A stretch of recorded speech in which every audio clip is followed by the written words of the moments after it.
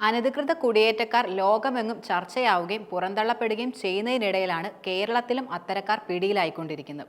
പുതുവത്സരത്തിന് തലേന്ന് എറണാകുളം വടക്കൻ പറവൂരിൽ ഒരു കെട്ടിടത്തിൽ നിന്ന് തന്നെ 27 അനധികൃത ബംഗ്ലാദേശി കുടിയേറ്റക്കാരെ പിടികൂടിയിരുന്നു.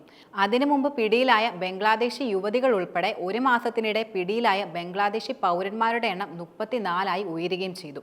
മിക്കവരുടെയും കയ്യിൽ വ്യാജമോ യഥാർത്ഥമോ ആയ ആധാർ കാർഡുകളുണ്ട് എന്നതാണ് ഏറെ ആശങ്കാജനകമായ കാര്യം. അനധികൃത കുടിയേറ്റം ഒരിക്കലും പുതിയ സംഭവമല്ല. തൊഴിലിനു വേണ്ടി 60കൾ മുതൽ നാടോടികളെ പോലെ കള്ളക്കപ്പൽ കയറി വരുന്ന മലയാളികളുമുണ്ട്. എന്നാൽ ഇന്നിപ്പോൾ ഒളിച്ചു കടത്തപ്പെടുന്ന തീവ്രവാദവും കുറ്റകൃത്യങ്ങളും അസമാധാനവും സാംസ്കാരിക അധിനിവേശങ്ങളുമൊക്കെ രാജ്യങ്ങളെ കർശന നിലപാടുകൾക്ക് പ്രേരിപ്പിച്ചത് പുതിയ സംഭവ വികാസമാണ്. അതിനെ അഭിസംബോധന ചെയ്യാതിരിക്കാൻ ഇന്ത്യക്കെന്നല്ല ഒരു രാജ്യത്തിനും കഴിയില്ല. കേരളത്തിലേക്കുള്ള അനധികൃത കുടിയേറ്റം കുറച്ചു കാലമായി രഹസ്യാന്വേഷണ ഏജൻസികൾ നിരീക്ഷിച്ചു വരികയാണ്. പറവൂരിൽ പിടിയിലായ 50ൽ 27 പേർ ബംഗ്ലാദേശികളെന്ന് സ്ഥിരീകരിച്ചിട്ടുണ്ട്.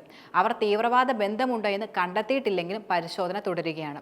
8 വർഷമായി അനധികൃതമായി കഴിയുന്നവരും പിടിയിലായവരിലുണ്ട്. ഭരണ അട്ടിമറിക്ക് മുമ്പ് തന്നെ ബംഗ്ലാദേശിലെ ജമാഅത്തെ ഇസ്ലാമിക്കും അതിന്റെ വിദ്യാർത്ഥി വിഭാഗമായ ഇസ്ലാമി ഛത്ര ഷിബീറിനും ഷെയ്ഖ് ഹസീന സർക്കാർ നിരോധനം ഏർപ്പെടുത്തിയിരുന്നു. ഇതോടെ അവർ ഇന്ത്യയിലേക്ക് നുഴഞ്ഞു കയറിയിട്ടുണ്ടാകുമെന്നാണ് രഹസ്യാന്വേഷണ വിഭാഗം പ്രധാനമായും കരുതുന്നത്.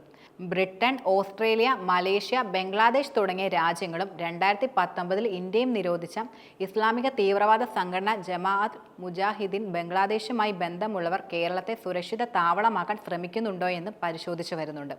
വിശപ്പും ദാരിദ്ര്യം കൊണ്ടാണ് ബംഗ്ലാദേശികൾ ഇന്ത്യയിലേക്ക് എത്തുന്നതെന്നും കേന്ദ്ര സർക്കാർ അനധികൃത കുടിയേറ്റക്കാരോട് അനുകമ്പ കാണിക്കണമെന്നും കോൺഗ്രസ് നേതാവ് സാം പിട്രോഡ ആഹ്വാനം ചെയ്യുകയുണ്ടായി. അയൽരാജ്യങ്ങളിലെ പട്ടിണിയും ദാരിദ്ര്യവും പരിഹരിക്കേണ്ട ഉത്തരവാദിത്തം ഒരിക്കലും ഇന്ത്യക്കില്ല. കൂടാതെ വിശപ്പ് തീരുന്നതോടെ പുറത്തെടുക്കുന്ന മതമൗലിക വാദമാണ് അനധികൃത കുടിയേറ്റത്തെ അടിയന്തരമായി കൈകാര്യം ചെയ്യാൻ ലോകരാജ്യങ്ങളെ പ്രേരിപ്പിക്കുന്നതെന്നും അദ്ദേഹം ഒരിക്കലും മറക്കരുത്. അമേരിക്കയും അനധികൃത കുടിയേറ്റക്കാരെ പുറത്താക്കുകയാണ്. അവരെ വിലങ്ങണിച്ച് മടക്കിയ ട്രംപിന്റെ മനുഷ്യത്വ വിരുദ്ധത മറ്റൊരു വിഷയമാണ്. 7.25 ലക്ഷം അനധികൃത കുടിയേറ്റക്കാർ അമേരിക്കയിലുണ്ടെന്നാണ് പ്യൂ റിസർച്ച് സെന്ററിന്റെ കണക്കുകൾ.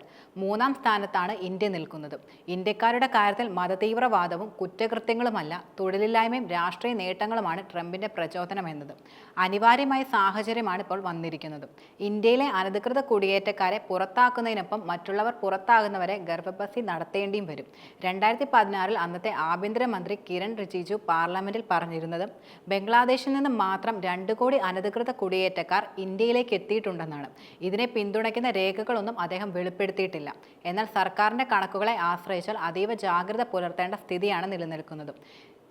തിരിച്ചയക്കൽ പ്രക്രിയ അതീവ സങ്കീർണവുമാണ്. ഇന്ത്യയിലേക്ക് എത്തുന്ന അനധികൃത കുടിയേറ്റക്കാരിലേറെയും ബംഗ്ലാദേശ്, പാകിസ്ഥാൻ, അഫ്ഗാനിസ്ഥാൻ, മ്യാൻമാർ എന്നിവിടങ്ങളിൽ നിന്നാണ്.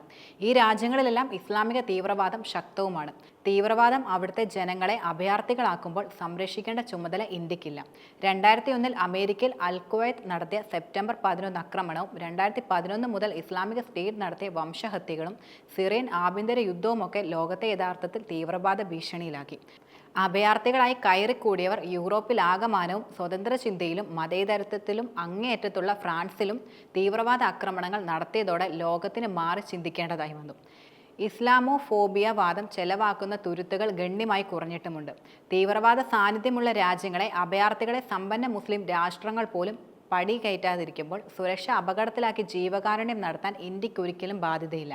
അനധികൃത കുടിയേറ്റം ലോകത്തിന്റെ പുതിയ പ്രതിസന്ധിയായി മാറിയിട്ടുമുണ്ട്. അതിലെ തീവ്രവാദ ഘടകത്തെ വലതുപക്ഷ രാഷ്ട്രീയ നേട്ടങ്ങൾക്ക് ഉപയോഗിക്കുന്നുമുണ്ടാകാം. എന്നാൽ അതുകൊണ്ട് പ്രദേശത്തെ നിസ്സാരവൽക്കരിക്കാനാകാത്ത സ്ഥിതിയാണ്. മയക്കുമരുന്ന് കടത്ത്, കുറ്റകൃത്യങ്ങൾ, തീവ്രവാദം, തൊഴിലില്ലായ്മ, ഭക്ഷ്യക്ഷാമം, സാമ്പത്തിക പ്രതിസന്ധി, ആരോഗ്യരംഗം തുടങ്ങി മേഖലകളിലൊക്കെ പ്രതികൂല ഘടകമായിരിക്കുന്ന അനധികൃത കുടിയേറ്റത്തെ കണ്ടില്ലെന്ന് നടിക്കാൻ കേരളത്തിന് ഇനി കഴിയില്ല.